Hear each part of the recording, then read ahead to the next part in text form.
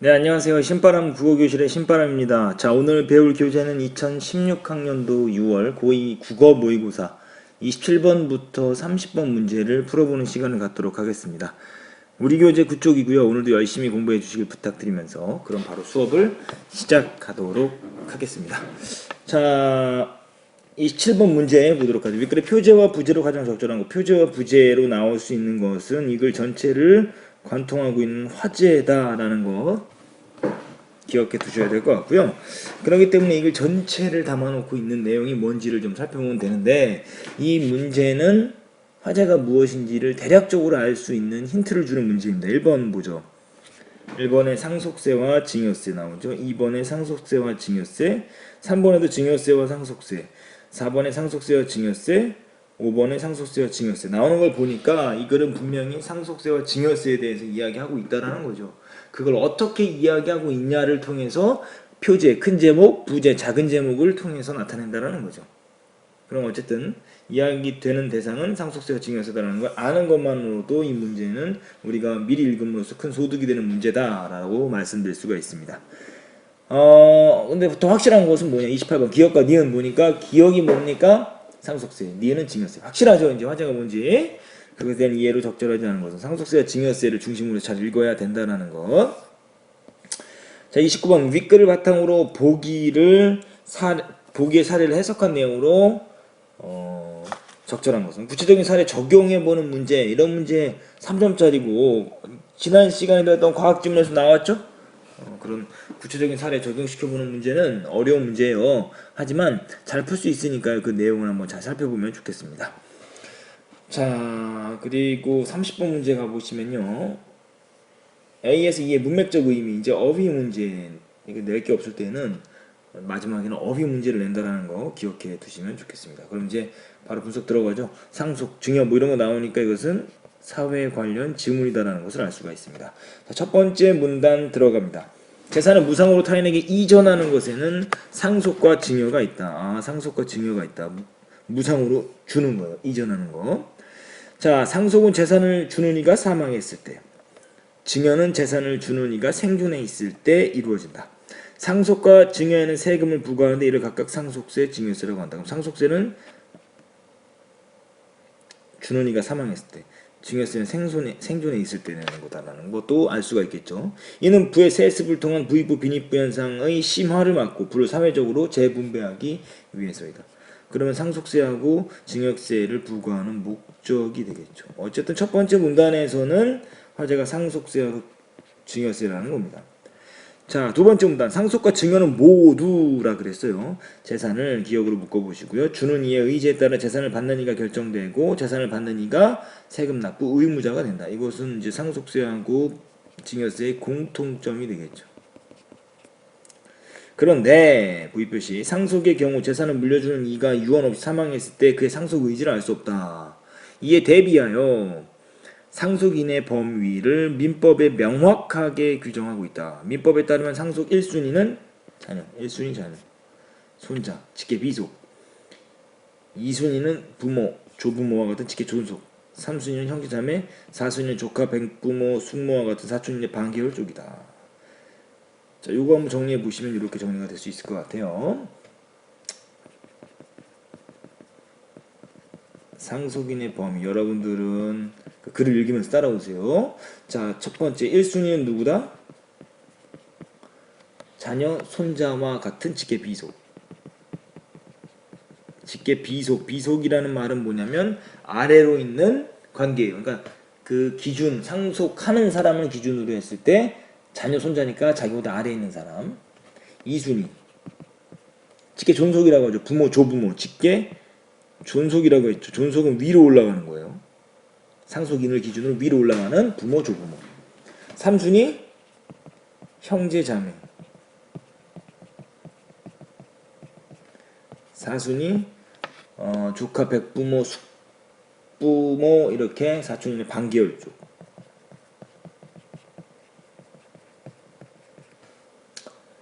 자, 배우자 계속 가보죠. 배우자의 경우 나오네요.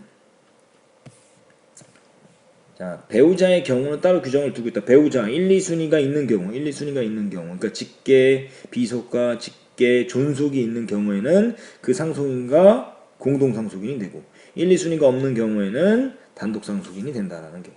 단 임신한 배우자의 경우에 태아를 이미 출생한 것으로 보아 태아의 상속권을 인정한다.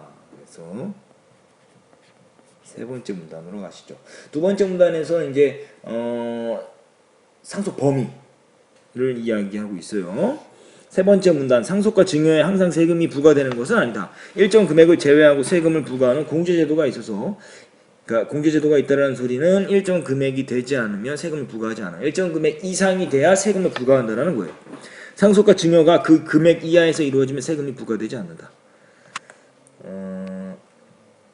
공제 금액은 상속과 증여가 이루어지는 상황 조건에 따라 달라진다. 뭐 상속 같은 경우는 한 6억 원까지는 공제가 된다라고 선생님이 어디서 본 것 같아요. 상속세와 증여세는 모두 공제 후 남은 금액에 대해 클수록 세율이 높아지는. 그러니까 공제한 금액, 뭐 예를 들면 이만큼의 금액을 뭐 6억이라는 금액까지는 상속세를 부과하지 않겠다라고 했을 때, 예를 들어서 10억이 있었다라는 거예요. 이렇게 10억이 있었다라 그러면 6억을 뺀 나머지 4억에 대해서 세금을 부과한다라는 소리죠. 그러니까 그 말은 뭐냐면, 예를 들어서 지금 여기서 말하는 건 남은 금액, 공제 후 남은 금액에 대해 금액이 클수록 세율이 높아진 누진세율을 동일하게 적용한다. 누진세율. 그 공제한 금액이 남아있는 게 크면 클수록 더 큰 세금을 부과한다는 거예요. 그러니까 공제제도와 누진세율을 적용한다는 거죠. 따라서 공제 후 남은 총액이 같으면 상속세와 증여세가 같다고 생각하기 쉽다. 하지만 그렇지 않은 경우가 있다.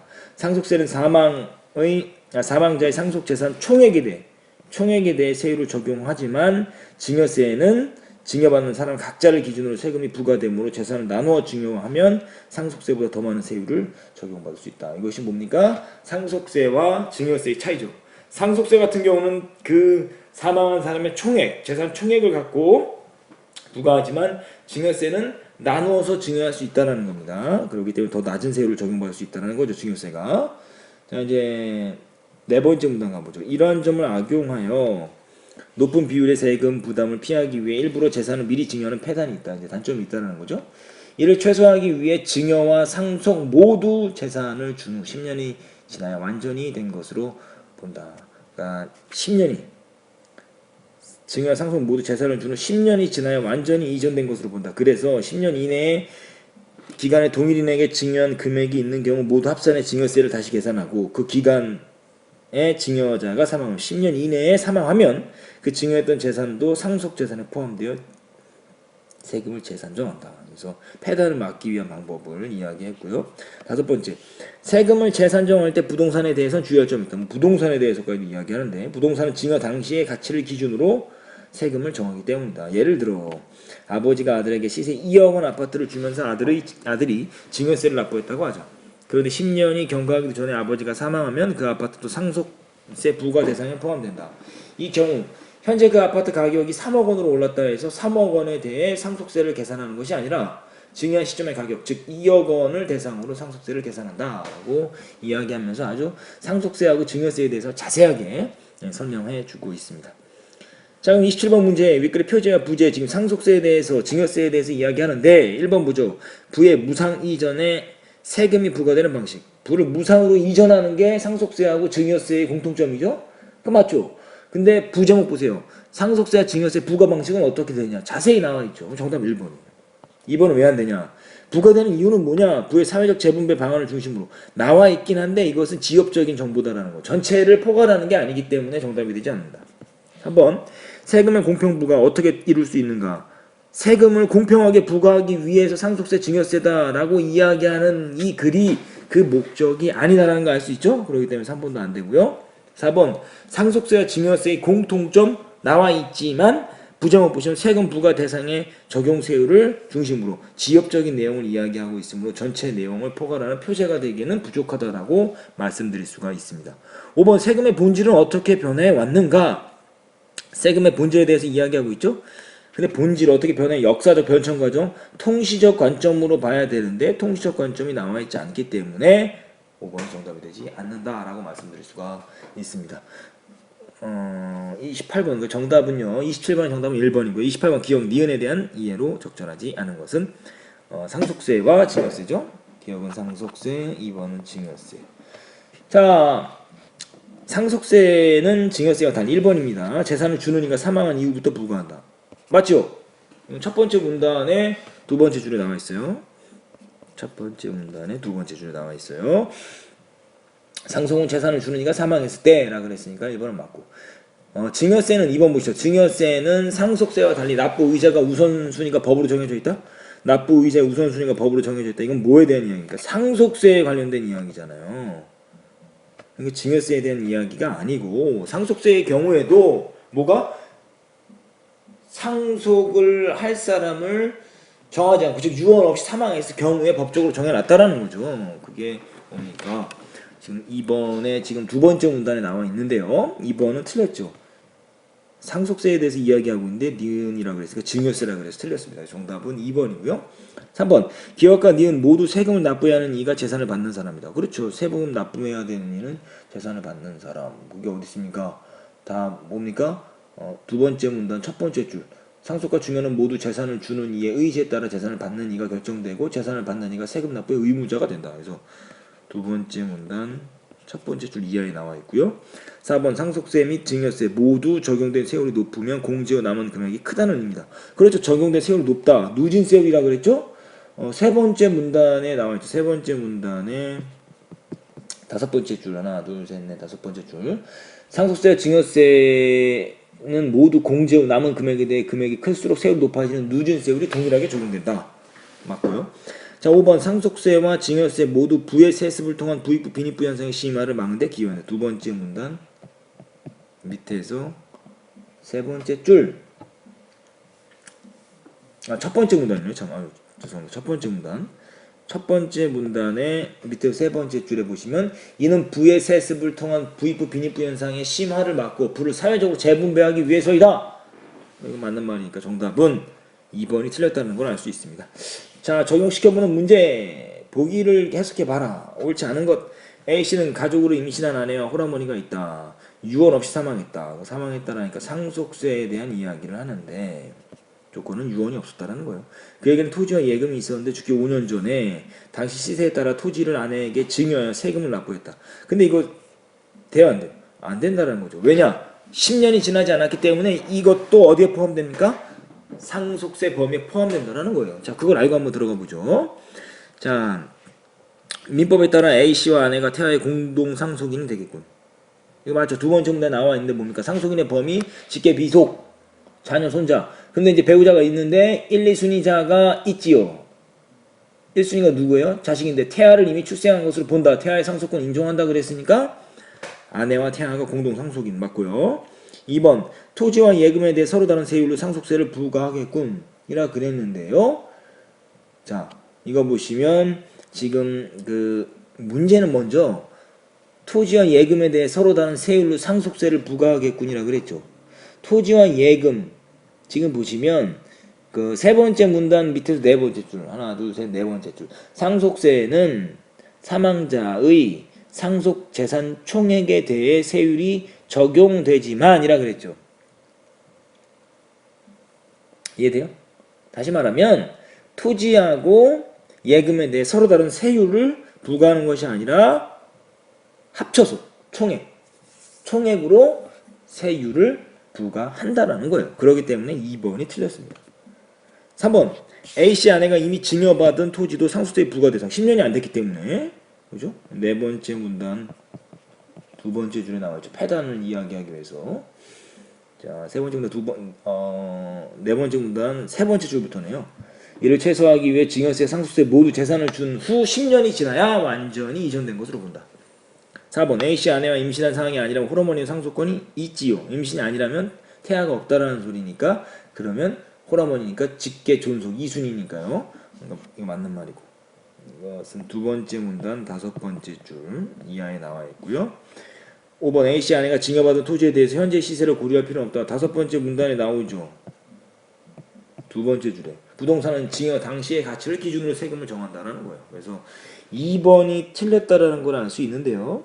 자, 왜냐하면 세 번째 문단에서 다시 한번 정리해드리면 사망자의 상속재산 총액에 대해 세율을 적용한다고 했기 때문에 지금 토지와 예금에 대해서 서로 다른 세율로 상속세를 부과한다는 말이 틀렸다는 걸 기억해 두시면 될 것 같습니다.